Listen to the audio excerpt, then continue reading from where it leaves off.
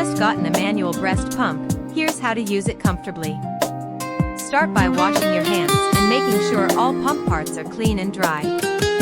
Center the flange over your nipple, forming a gentle seal without pinching.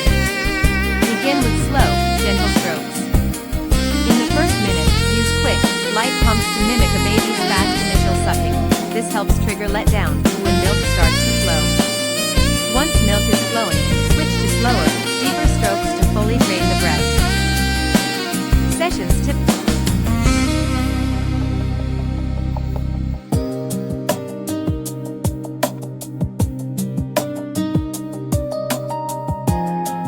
Typically take 10 to 15 minutes per side, though this varies person to person.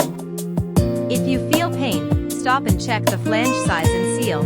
Pumping should feel like gentle pressure, never sharp pain. Manual pumps let you control rhythm and suction strength directly, which some people find more comfortable than an electric pump's fixed settings. After each session, disassemble and clean all parts before storing your milk.